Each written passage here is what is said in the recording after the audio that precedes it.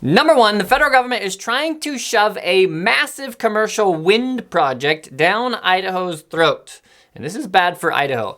It's called the Lava Ridge Wind Farm, and the federal government's Bureau of Land Management, headed by this lady, is trying to force Idaho to convert 104,000 acres of land into a massive wind farm. You heard it correctly. They're trying to force Idaho to convert 104,000 acres of land into a wind farm and install 241 massive wind turbines on Idaho land. But here's the kicker. The kicker is that all of the energy, the electricity that is produced by these wind turbines won't benefit Idahoans. It'll actually be shipped off to, you guessed it, California. So that's like the equivalent of your HOA coming to you and saying, listen, the neighboring village over there has been mismanaging their funds and their resources. And so because of their terrible policies, all of their mismanagement, they have no more electricity. So what we're gonna do is we're gonna take control of your roof. We're gonna install solar panels on the roof, and we are going to ship all of the electricity that is generated off of your roof over to the neighboring town. Everybody here in Idaho is opposed to this. Listen to what our Senator Jim Risch had to say about this. None of them want the debauchement of this 100,000 acres with these 660-foot towers on it. Do you understand how angry we are about this? Senator, I can hear the anger in your voice, and I know that change is difficult. You put out this 832-page environmental impact statement that's nothing but drivel. In this statement, you know what I can't find? Anybody who supports this from Idaho. Can you name somebody or some entity in Idaho that supports this project? Senator, I have seen a couple hundred comments in support from Compared to how many opposed? I don't know the vote count. I'll help you out. Yeah. It's in the tens of thousands. Nobody wants this. Now, there's four main reasons why I'm opposed to this Lava Ridge wind project. Number one, the project won't actually be that friendly to the environment, which is why they're trying to shove this project down our throats to begin with. The truth of the matter is that wind is supposed to be clean energy, and for the record, I'm all in favor of clean energy. It just has to be done in the right way. But wind energy is actually not as clean as everybody likes to say that it is. First of all, in order to make these wind turbines, you have to make the bodies out of steel.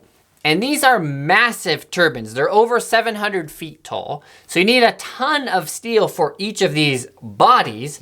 And just to produce the metal takes a lot of CO2 emissions. You have to refine the metal. All of this is done in coal factories. So there's a lot of fuel emissions that are front-ended. Then you have to transport all of these bodies to the site. But really what is even more unfriendly to the environment is the blades. You know how big these blades are? They're 280 feet long, which is 93 yards. So you have to transport these 93-yard long blades to the site where they are assembled. And how do you do that? You have to do that by these massive trucks. So you have massive trucks. You see them driving down our interstates all the time. And that clogs up our interstates. But there's also a ton of pilot cars that go before these trucks and behind the trucks so as to alert the traffic that there's an extra oversized truckload in front of you. So not only does it clog up our interstates, but the transport of these items also emits a lot of carbon monoxide. But really the biggest problem with this is that experts say that there's a lifespan of about 20 to 25 years for these wind turbines. So after about 25 years, these wind turbines need to be disassembled and replaced. The question is, what do you do with these massive blades? The blades are made out of fiberglass, or it's a composite of fiberglass. And because it's not made out of metal, you can't melt it back down and reuse it. Basically, what you have to do with the blade is you just bring it to a landfill and you throw it away.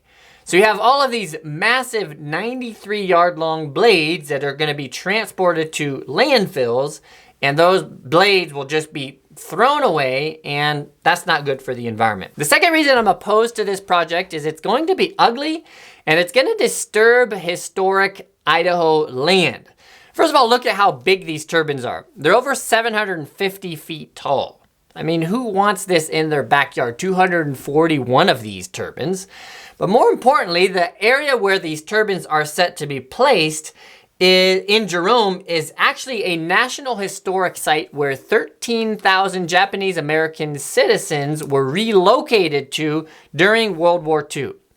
Sadly, about 2 months after the Japanese invaded Pearl Harbor, FDR signed an executive order which forced 120,000 Japanese American citizens to relocate to these concentration camps because FDR and other American citizens feared that these Japanese American citizens would conspire with Japan if Japan were to invade the United States.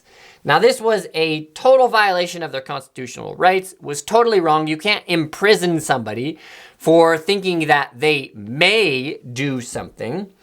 And more than a tenth of these 120,000 Japanese American citizens were sent to Jerome to the Minidoka Relocation Center.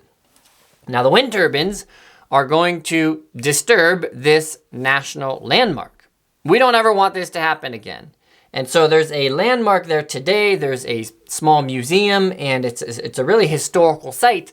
And these wind turbines will impede this historical site. Number 3, and perhaps even more importantly, is this wind project won't actually even benefit Idahoans. All of the electricity that is generated from these wind turbines will be sent off to California. Listen again to what Jim Risch had to say about this when he questioned the head of the Bureau of Land Management. What we did do with your constituents was listen very hard. No, you didn't. The proposal now is halved. The original proposal called for 400 turbines, and we listened to your constituents. We listened. You didn't hear any constituents say cut the 400 in half. Every constituent said, don't do this. So you didn't listen. And yet it will still provide energy for up to 500,000 homes, almost a gigawatt of power. Where are those homes located? I'll tell you, California. You know that. You think that makes us happy? Why don't you put this project in California? If they need the energy so bad, do it down there. In other words, the federal government is trying to solve California's energy problems on Idaho's land. And that's not fair. California is the one who has made bad policy. They're the ones who have mismanaged their resources.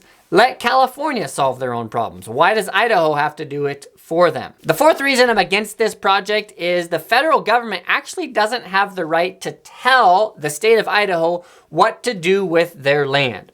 You see, when the 13 United States of America declared independence from the UK, the founders of our country wanted to break free from the tyranny of Britain's top-down centralized government.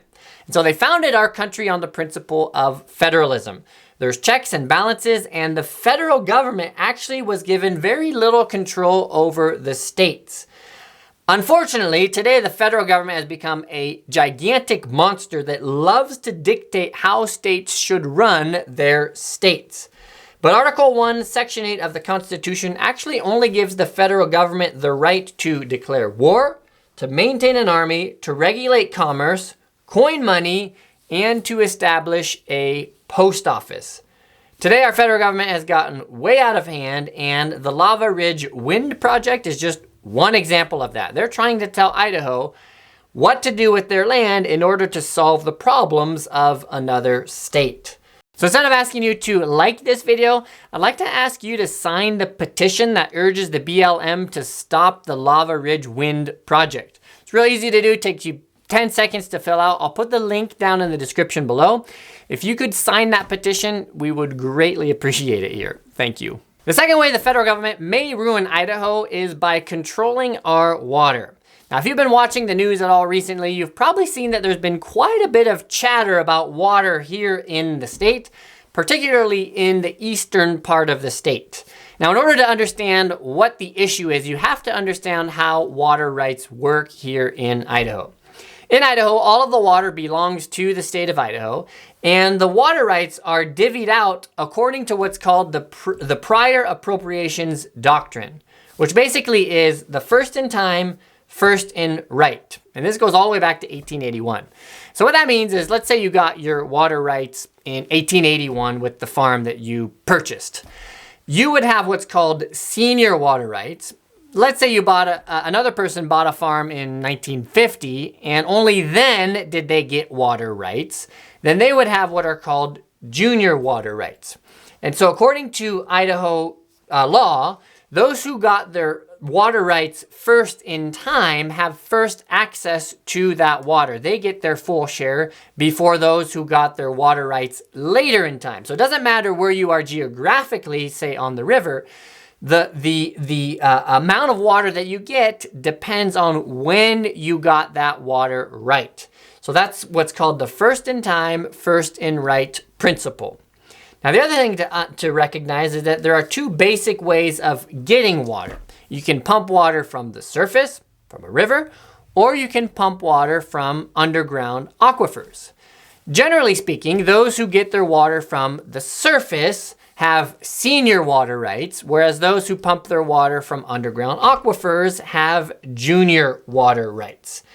Now, those two types of water users belong to two large coalitions. They're called the Surface Water Coalition and the Groundwater Coalition. Now, because everybody wants water here in the state, water users sometimes are against each other. And so what happened is these two coalitions recognized that if all the water is used up, then that benefits nobody. So in 2015, the Groundwater Coalition and the Surface Water Coalition signed an agreement that calls on the groundwater users, those with the junior water rights, to abide by a water mitigation plan so that those with senior water rights, those pumping water from the rivers, can get their full share. Basically, what it called on the groundwater users to do is to restrict their water use. So they can't water their fields before April 1st or after October 31st. Now, 2021, 2022 were bad years from a precipitation perspective here in Idaho. And so the groundwater users were actually forced to pump more water from the ground than what was agreed upon in this 2015 agreement. And so the Surface Water Coalition complained to the Idaho Department of Water Resources, saying that the groundwater pumpers weren't abiding by this agreement that they had made. Of course, the groundwater pumpers said that they are, and so there was a big argument that developed between these two coalitions. And so the Idaho Department of Water Resources stepped in, and they said that they are going to issue what's called a curtailment. They're going to basically shut off the water for groundwater users if the groundwater users don't abide by the mitigation plan that was agreed upon by these two coalitions back in 2015. In the end, the groundwater users agreed, and so the Idaho Department of Water Resources did not issue this curtailment, and a conflict was avoided. Now, why is all of this relevant? It's relevant because even though a temporary solution was found here in eastern Idaho, it actually didn't solve the problem long term. What we need is more than just an agreement. What we need is actually a long-term solution for how to make the water that we have go around so that there's enough for everybody. And so that's why the state of Idaho is investing billions of dollars in coming up with solutions on how to capture the water better that we already have. Because the fact of the matter is we have a lot of water that actually flows through the Snake River and then out of our state. And then once it leaves our state, we can't use it anymore. So the government is trying to come up with solutions on how to better contain that water, to trap that water so that it can be used by farmers here in our state. Now, here's how the federal government could ruin Idaho. If we don't find a long-term solution to our water disputes, the federal government could step in and dictate what happens to our water. Just last week, the Supreme Court blocked an agreement, a water agreement between the states of Texas, New Mexico, and Colorado. And they determined that the federal government, have the power to solve water disputes that arise between states. So as you can imagine, this ruling has been quite concerning for Idahoans, especially in light of the water disputes that we've had here in Idaho over the past several months. It's not a favorable ruling to us. And so because of that, our governor issued an executive order just yesterday that protects Idaho's water sovereignty. Basically, he signed an executive order that calls for improving Idaho aquifers, developing a better water mitigation program, and giving more funding to water projects. And the goal is to come up with long-term solutions to the water disputes that we've had so that the government doesn't have to step in. Because the Supreme Court basically has ruled that if we don't solve our water disputes, the federal government can step in, take control of our water, and tell us how to resolve the problems that we've had here in our state. And if that happens, based on the track record of the federal government, that could mean disaster for the state of Idaho. Thanks for watching. If you have any questions about real estate here in the Treasure Valley or life here in Idaho, please reach out to me. I'd be more than happy to help.